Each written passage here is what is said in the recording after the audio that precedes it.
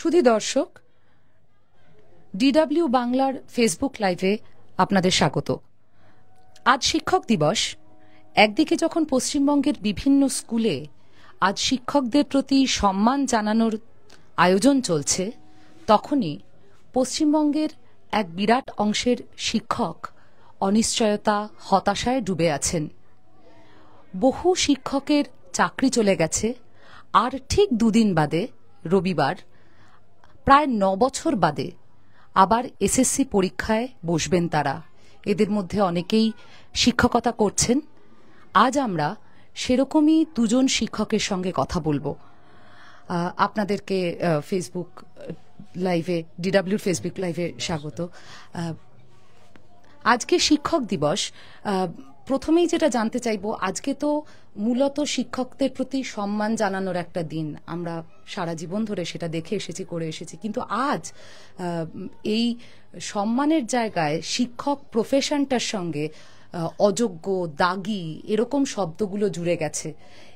এই বিষয়টা আপনাদেরকে কিভাবে প্রভাবিত করে যদি বলেন? আপনাকে দিয়ে শুরু করি। আপনি একটু আপনার নামটা বলবেন, তারপরে আপনি উত্তরটা দেবেন প্লিজ। আমার নাম ডক্টর শুভদীপ অধিকারী। এই বিষয়টা, শিক্ষক চিরকালই শ্রদ্ধার মানুষ। বাবা মার পরেই শিক্ষক শিক্ষিকার স্থান আমরা ছোটবেলা থেকে যেরকম দেখে এসছি। কিন্তু আজকে শিক্ষকদের নামের সাথে যে শব্দগুলো চলে আসছে, দাগি, তারপরে তারা আইনি পথে ঠিকঠাকভাবে চাকরি পাননি, এই যে বিষয়গুলো, এইগুলো অত্যন্ত অপমানজনক। এইগুলো কখনোই কাম্য নয়, এবং এগুলোর সাথে দুর্ভাগ্যক্রমে আমরা জড়িয়ে গেছি। কেননা আমরা হয়তো জানি আমরা সৎভাবে সারা জীবন পড়াশোনা করে সৎভাবে নিজেদের যোগ্যতা অনুযায়ী এই জায়গাটা অর্জন করেছি, কিন্তু এটা তো প্রমাণিত নয়। সুতরাং এই যে কথাটা দাগি নই, এই কথাটা শুনতে কোনো একটা জায়গায় খারাপ লাগে। এবং আজকে তো আমাদের স্কুলে থাকার কথা, যদিও আজকে ছুটির দিন পড়েছে, শিক্ষক দিবস হয়তো আগে বা পরে স্কুলে পালন করা হচ্ছে, আজকে আমরা সেখানে থাকতে পারছি না, কেননা আর দুদিন পরেই আমাদের পরীক্ষায় বসতে হবে আবার। আপনি তো পিএইচডি করেছেন, আপনি তো অনেক দূর পর্যন্ত পড়াশোনা করেছেন। আজকে আবার নতুন করে নিজের যোগ্যতা প্রমাণ করতে হচ্ছে। আপনি কিভাবে দেখছেন বিষয়টা? হ্যাঁ, এটা খুবই লোকে আরো একটা জায়গায় থেকে লোকে আরো উপরের দিকে যেতে চায়। আমরা 6 বছর আগে হয়তো যে জায়গাটা অর্জন করেছিলাম, 6 বছর আগে আমরা চাকরিতে ঢুকেছি, 6.5 বছর, 7 বছর এরকম, তো সেই জায়গাতে আবার শূন্য থেকে শুরু করতে হচ্ছে। আমরা হয়তো ভেবেছিলাম, আমি ব্যক্তিগতভাবে ভেবেছিলাম আমি এখন স্কুলে পড়াচ্ছি, এরপরে যদি আরো ভালো জায়গায় যাওয়া যায়। এবার সেই জায়গা থেকে দেখতে গেলে আবার সেই 6 বছর আগে, 10 বছর আগে যে জায়গায় ছিলাম সেই জায়গাতেই আমাদের ফিরে যেতে হচ্ছে। এটা আমাদের জীবন থেকে 6টা বছর চলে যাওয়া কিন্তু এটা অনেক বড় ক্ষতি। এটা কেউ হয়তো ভাবছেন না। লোকে শুধুমাত্র কিছু বিষয় নিয়ে আলোচনা করছেন, সব জায়গায় আলোচনা হচ্ছে যে কি হবে না হবে, কে যোগ্য কে অযোগ্য, কিন্তু যারা প্রকৃত যোগ্য, যারা প্রকৃত মেধাবী, তাদের জীবন থেকে 6 বছর 7 বছর চলে যাওয়া কিন্তু তাদের বিরাট ক্ষতি। এবং তার থেকে বড় কথা হচ্ছে একটা জেনারেশন। আমরা যদি আমাদের ছাত্রছাত্রীদের দিকে দেখি, আমরা যখন তাদেরকে বলি যে তোমরা ভালো করে পড়ো, তারা কিন্তু উল্টে প্রশ্ন করে যে স্যার পড়ে কি করব। এই উত্তরটা কিন্তু দেবার নেই, এই উত্তরটা দেওয়ার থাকে না আমাদের কাছে। এটা খুব হতাশার জায়গা আমাদের। সুমনবাবু, আজ থেকে ঠিক 1 বছর আগে এই শিক্ষক দিবসটাতে আপনি কি করছিলেন? আপনার ছাত্রছাত্রীদের সঙ্গে কিভাবে পালন করেছেন? হ্যাঁ, দেখুন, শিক্ষক দিবস আমরা যখন ছাত্র ছিলাম তখন আমার জ্ঞান মতে যে এমন কোনো শিক্ষক দিবস আসেনি কোনো বছর যে আমাকে ছাড়া বা অনুষ্ঠান হয়নি। শিক্ষক হিসেবে 6.5 বছর 7 বছর শিক্ষকতা করছি, বা এর আগেও আমি করেছি। তা সেখানেও জানি না কেন ছাত্রছাত্রীরা আমাকে বলতে পারেন আমার হৃদয়ে আমার মনে হয়েছে আমিই যেন প্রধান অতিথি। তো এত ভালোবাসা। আজকে ছুটি, আর দ্বিতীয় কথা হচ্ছে মনটা ভীষণ খারাপ, কারণ নিজের মেধার জোরে বলিয়ান হয়ে শিক্ষকতার মতো একটা মহান পেশা, এখানে অর্থ ইনকাম করে চর্চা শেখায়, যেখানে বলে সমাজ গড়ার কারিগর, সেরকম একটা পেশা আমরা কোনো রকম দুর্নীতি, যেমন সুপ্রিম কোর্টে আপনারা শুনেছেন বা মহামান্য কলকাতা হাইকোর্টে যে সাদা খাতায় চাকরি হচ্ছে, চাকরি পেয়েছে প্রমাণিত, যারা আউট অফ প্যানেল মানে পরীক্ষাই বসেনি তারা শিক্ষকতার মতো চাকরি পেয়েছে, র্যাঙ্ক জাম্পিং হয়েছে, ওএমআর ম্যানিপুলেশন হয়েছে, এবং যারা আমাদের নিয়োগ অথরিটি এসএসসি, তারা একটা অযোগ্যদের তালিকা মানে অযোগ্য শিক্ষকদের তালিকা দিয়ে বলছেন যে এরা অযোগ্য, এরা রেড চার্টে চাকরি বিক্রি কিনেছে। আর আমরা যারা নিষ্কলঙ্ক শিক্ষক, মানে তারা শিক্ষক দিবসটা আমাদের জীবন থেকে চলে গেল। আমাদেরকে আবার এই সিস্টেম, এই যে একটা পচাগলা সিস্টেম, যাদেরকে ভরসা করেছিলাম আমরা, তারা আমাদেরকে আবার অনিশ্চিত একটা ভবিষ্যতের দিকে ঠেলে দিয়ে বলছে আগামী রবিবার 7ই সেপ্টেম্বর আপনারা পরীক্ষায় বসুন। আবার 2016 সালে যে পরীক্ষা দিয়েছিলাম, সেই সময় ছিলাম আমরা ছাত্র, সেই পরীক্ষাটা আপনারা আবার দিয়ে নিজেদের যোগ্যতা প্রমাণ করুন। হ্যাঁ, এইরকম একটা করুণ পরিস্থিতির শিকার আমরা হচ্ছি। তার কারণ আমরা ভয়াবহ দুর্নীতির কবলে পড়েছি। আজকের দিনে আমি বাড়ি থেকে বেরোইনি, এবং আমার বন্ধু, যেমন করে বলছিলাম, ও আমার ছোটবেলাকার বন্ধু, কৃতি ছাত্র, একসঙ্গে পড়াশোনা করেছি, একই সাবজেক্ট, একই দিকে আমাদের শিক্ষকতা জীবন। তো আমি তো ওকে জানি, বর্ণময় ছাত্র জীবন। তো এরকম হাজারো হাজারো কৃতি সন্তান, মানে কৃতি থেকে কৃতিতম, তাদের চাকরি চলে গেছে। এবং যারা আমাদের নির্বাচিত সরকার, তারা কেন জানি অযোগ্য শিক্ষকদের বা তাদের পাশে হাইকোর্ট, মহামান্য কলকাতা হাইকোর্ট বা সুপ্রিম কোর্ট, সব জায়গায় দেখা যাচ্ছে জনগণের ট্যাক্সের টাকা খরচা করে কেন জানি তারা অযোগ্যদের পাশে। কি যে অন্যায়! সরকার অযোগ্যদের পাশে বলছে। হ্যাঁ হ্যাঁ হ্যাঁ, এই তো পরিষ্কার প্রমাণিত। গতকালও রাজ্যের মাননীয় মুখ্যমন্ত্রী মহোদয়া, তিনি অযোগ্যদের জন্য চিন্তিত। তিনি বলছেন যে যারা চিহ্নিত অযোগ্য, যাদের তালিকা, অসম্পূর্ণ তালিকা প্রকাশিত হয়েছে, তাদের তিনি ক্লার্ক অথবা গ্রুপ ডিতে নেবেন, আইনি পরামর্শ নিচ্ছেন। আমাদের বক্তব্য, মাননীয় মুখ্যমন্ত্রী মহোদয়া, আপনি আমার মুখ্যমন্ত্রী, আমাদের মুখ্যমন্ত্রী, আমরা যোগ্য, আমরা নিষ্কলঙ্ক, আমরা কোনো রকম দুর্নীতি সিবিআই, এসএসসি বোর্ড, মহামান্য হাইকোর্ট, সুপ্রিম কোর্ট কোথাও আমাদের অযোগ্য বলতে পারেনি। তাহলে কেন বিনা দোষে আমাদেরকে এইভাবে শাস্তি নিতে হচ্ছে? আমাদেরকে কেন শাস্তি দিচ্ছেন? কেন যোগ্যদের উপযুক্ত নির্ভুল নিখুঁত তালিকা প্রকাশিত হচ্ছে না? এই দেশ, এই ভারতবর্ষ, বিচার ব্যবস্থা, দেশের মাননীয় প্রধানমন্ত্রী মহোদয়, রাষ্ট্রপতি মহোদয়, সুপ্রিম কোর্টের মাননীয় প্রধান বিচারপতি, সর্বত্র চিঠি দিয়েছি যে আমাদের এই দেশ যোগ্য শিক্ষকদের রক্ষা করুক। বাংলার শিক্ষা ব্যবস্থার যে এই যে ক্ষত, একটা প্রজন্ম ধ্বংস হয়ে যাচ্ছে। আমার চাকরিটা চলে যাওয়ার সাথে সাথে আমি ধ্বংস হচ্ছি না, আমার মান সম্মান, আমার সাথে জড়িত আমার পরিবার একেবারে ধ্বংসের পথে। কারণ এটা আপনারা নিজেরা নিজেদের দিকে তাকালেও বুঝতে পারবেন যে 7 বছর কন্টিনিউয়াস সার্ভিস দিলাম, আমাদের ছাত্ররা তারা ডাক্তার হলো, আমরা ভোট করালাম, নেতারা নেতা হয়ে মন্ত্রী হলো, তারা ভ্যালিড, শুধুমাত্র ইনভ্যালিড রয়ে গেল তাদের মাস্টারমশারা। এটাই হচ্ছে আজকের শিক্ষক দিবসের দিনে অত্যন্ত দুঃখের এবং পরিতাপের বিষয়, যে শিক্ষক বলেই হয়তো আমরা এতটা গ্লানি আমাদেরকে সহ্য করতে হলো, হয়তো আমরা ঘুষ দিতে পারলাম না বলে বা কোনো নেতা মন্ত্রীর আপন লোক হতে পারলাম না বলে হয়তো আমাদেরকে এই গ্লানি সহ্য করতে হচ্ছে। আমার এখানে একটা প্রশ্ন আছে, আপনারা অনেকবারই বলেছেন যে কেন আরেকবার পরীক্ষা দেবেন। আপনারা তো সবসময় পড়াশোনার মধ্যে থেকেছেন, আপনারা শিক্ষকতা করেছেন, আপনারা ছাত্রদেরকে পড়িয়েছেন। নতুন করে 9 বছর বাদে পরীক্ষা দেওয়ার মধ্যে আপনারা এই মুহূর্তে কি চ্যালেঞ্জ দেখছেন? আপনারা প্রস্তুতি কিভাবে নিচ্ছেন, বা আপনাদের মূল ভয়টা কোথায়? পরীক্ষা দিতে কেন মনে হচ্ছে যে আপনারা একটা অসম প্রতিযোগিতার সম্মুখীন হচ্ছেন? দেখুন, প্রতিযোগিতামূলক পরীক্ষার ক্ষেত্রে কিন্তু বয়স একটা বড় ফ্যাক্টর। এখানে অনেক কিছু আমাদের মনে রাখতে হয়। আজ থেকে 10 বছর আগে আমাদের আমাদের মানসিক অবস্থা যে জায়গায় ছিল, আজকে সে জায়গায় নেই, কারোরই নেই। বয়স বেড়েছে, মানসিক অবস্থারও পরিবর্তন হয়েছে, এটা একটা বিষয়। এবং দ্বিতীয়ত হচ্ছে বয়সের সাথে সাথে আরও মনে রাখার ক্ষমতা ইত্যাদি বিষয়গুলো আছে। আমরা পড়াশোনাকে ভয় পাই না।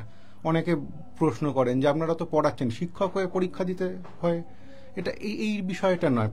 বিষয়টা হচ্ছে প্রতিযোগিতামূলক পরীক্ষা, এটা একটা বিষয়।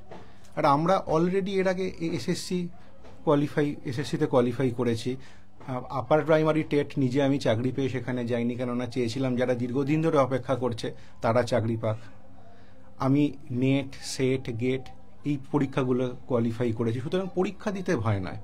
আর আমি যেহেতু আমি ব্যক্তিগতভাবে বলতে পারি, আমাদের যে বিষয়টা জীবন বিজ্ঞান বলুন বা বায়োলজি, লাইফ সায়েন্স হোক বা বায়োলজিক্যাল সায়েন্স হোক, এখানে কিন্তু জুলজি, বোটানি, ফিজিওলজি এই সব কটা বিষয় কিন্তু আমাদের সিলেবাসের মধ্যে আছে। এবং আপনারা যদি দেখবেন প্রায় 18টা মতো বিষয়ের নিয়ে যারা পড়াশোনা করেছে তারা কিন্তু এই বিষয়ে পরীক্ষা দিতে পারে। সুতরাং এটা একটা ভীষণ কম্পিটিশনের জায়গা। এই যে প্রতিযোগিতার জায়গাটা, এইটাকে আমরা ভয় পাচ্ছি যে আজকে আমি যে পরীক্ষাতে বসবো, আমার অনেক ছাত্রছাত্রীরাও কিন্তু এই পরীক্ষাতে বসবে। এটা আমার কাছে গর্বের জায়গা না আমার কাছে আক্ষেপের জায়গা, এটাই এখন বুঝে উঠতে পারছি না। আজকেই অনেক ছাত্রছাত্রী আমাকে সকালবেলা শুভেচ্ছা জানিয়েছে, তারাও পরীক্ষায় বসছে। সুতরাং আমি তাদেরকে সেখানে হেল্প করব, আমি তাদের শিক্ষক হয়ে তাদেরকে সহযোগিতা করব, না তারা আমার প্রতিযোগী? এইটা ভেবে অত্যন্ত খারাপ লাগছে। ঠিকই, আপনাদেরকে একটা প্রশ্ন করতেই হয়। আপনারা প্রায় 6-7 বছর শিক্ষকতা করেছেন, আপনারা ক্লাসরুমে ক্লাস করেছেন। এই মুহূর্তে আমাদের স্কুলগুলোর কি অবস্থা, সেটা যদি একটু বলেন। দেখুন, এই মুহূর্তে পশ্চিমবাংলার শিক্ষা ব্যবস্থা বলতে কিছু নেই, পুরো ভেঙে গেছে। এই যে বিদ্যালয়গুলো শিক্ষক নেই, কোথাও ছাত্র আছে শিক্ষক নেই, কোথাও শিক্ষক আছে ছাত্র নেই। কেউ কি খোঁজ রেখেছে? কোনো সরকারি আধিকারিক কি যায়? এই যে গ্রাম বাংলার স্কুলগুলোতে কারা পড়াশোনা করে? আদিবাসী, তপশিলি, নমশূদ্র, মতুয়া, মুসলমান, রাজবংশী, কামতাপুরী, সাধারণ যারা গরিব ঘরের সন্তান, শ্রমিক, ক্ষেতমজুদের যারা সন্তান আছে তারা পড়াশোনা করে।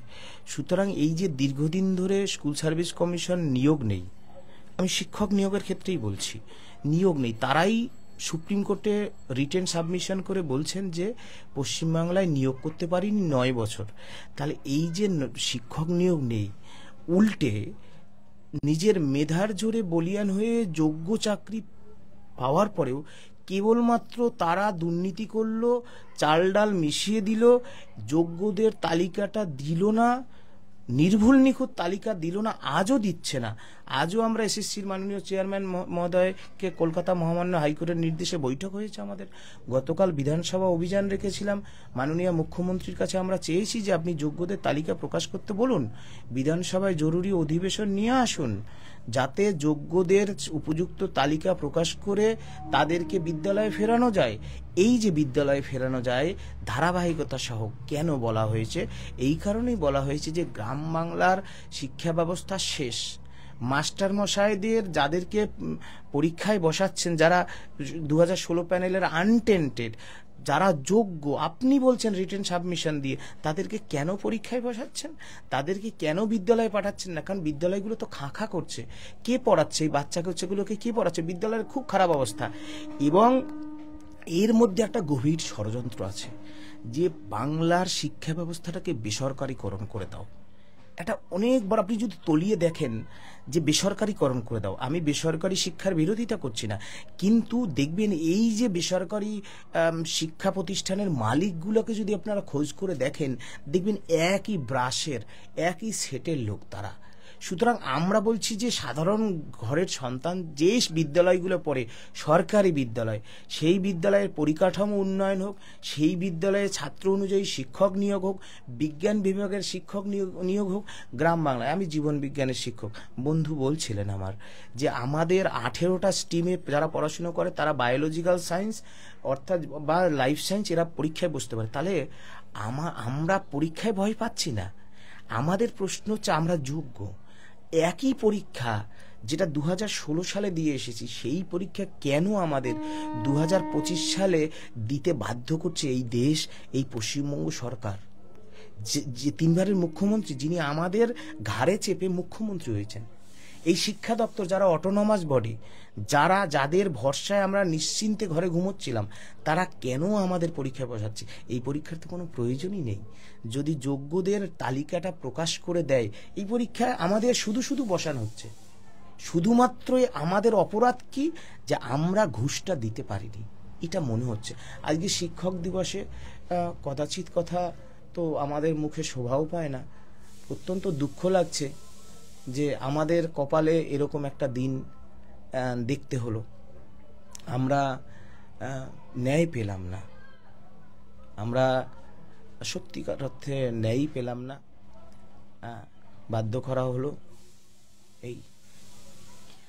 এই একটা প্রশ্ন তো জাগে, আমরা ছোটবেলা থেকে শিক্ষক শিক্ষিকাদেরকে প্রকৃত অর্থে বাবা মায়ের পরে বিশ্বাস ভরসার একটা জায়গা দিই। আপনাদের যারা ছাত্রছাত্রী রয়েছেন তারা আপনাদেরকে অন্ধের মতন বিশ্বাস করতেন।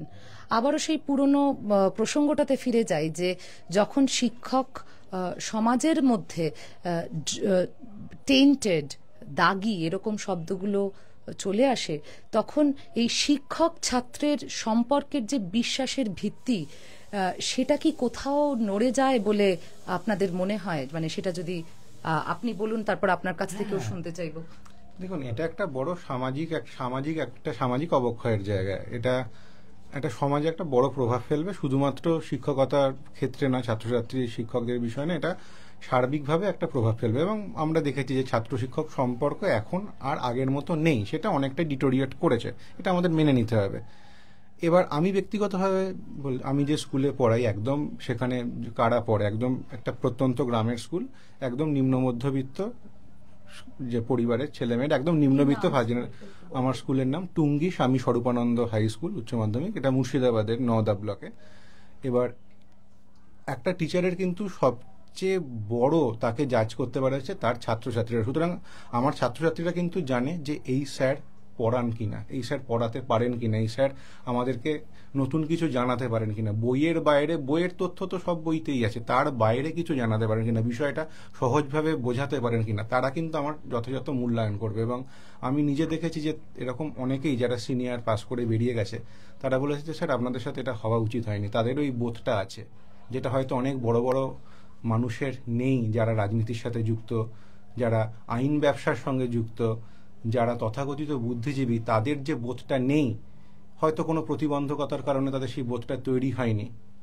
এর থেকে তারা হয়তো বিভিন্ন সুযোগ সুবিধা পেতে চাইছেন, এটা থেকে রাজনীতি করে বা অন্যভাবে, কিন্তু সেই ছেলে মেয়েগুলোর কিন্তু এই বোধটা হয়েছে। তারা হয়তো জীবনে খুব বেশি দূর যেতে পারেনি বা যেতেও হয়তো পারবে না। তাদের মধ্যে কেউ হয়তো পরিযায়ী শ্রমিক, কেউ হয়তো এটা কোনো একটা মানে অনলাইনের কিছু ডেলিভারি করে কোনো একটা কোম্পানির হয়ে, বা জাস্ট কেউ হয়তো টোটো চালায়, কেউ হয়তো নৌকা চালায়। আমার স্কুল একদম নদীর ধারে নৌকা করে যেতে হয় বর্ষাকালে।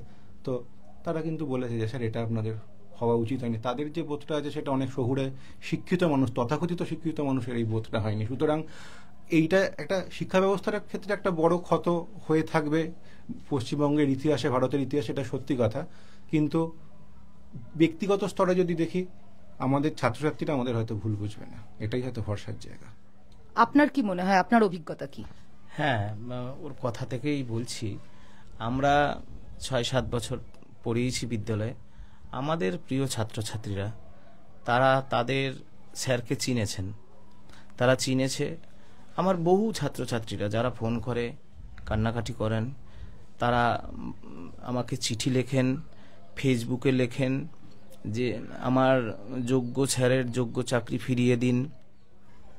এবং এই চাকরি ফেরতের দাবিতে আমার ছাত্রছাত্রীরা পথে নেমেছিলেন। তো সুতরাং আমার সেই ছাত্রছাত্রীদের প্রতি আমার শুভেচ্ছা রইল। আমি আজকে শিক্ষক দিবসে তাদের প্রতি আমার বলার, প্রিয় ছাত্রছাত্রীরা, মানুষের মতো মানুষ হও, আর অন্যায়ের বিরুদ্ধে তোমরা গর্জে উঠবে, দুর্নীতির বিরুদ্ধে তোমাদের কণ্ঠস্বর যেন কখনো বিচলিত না হয়। তোমার মাস্টারমশাই, তোমাদের মাস্টারমশাই দুর্নীতির কবলে পড়েছে। এটুকুই বলবো। আর আপনি আর একটা যে বিষয় বললেন যে প্রান্তিক যে স্কুলগুলো, সেখানে কিন্তু বিজ্ঞান বিভাগের শিক্ষকদের বড়ই অভাব। আজকে আমরা দুজনই বিজ্ঞান বিভাগের শিক্ষক, দুজনই প্রান্তিক বিদ্যালয়ের শিক্ষক। এই কথাগুলো ভাবার মতো কেউ নেই।